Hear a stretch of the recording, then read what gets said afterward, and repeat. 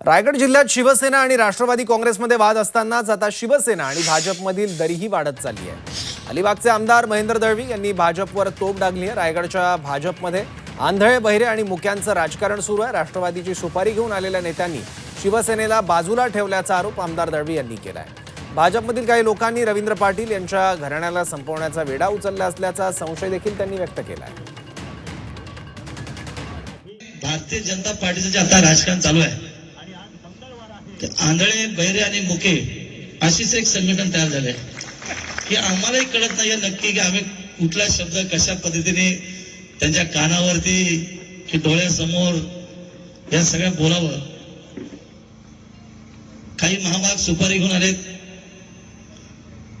राष्ट्रवादी सुपारी घेतली, शिवसेनेला बाहेर काढायचं हा सगळा गेम प्लॅन त्यांनी केला। पण मी मातब्बर राजकारणी नक्की आहे।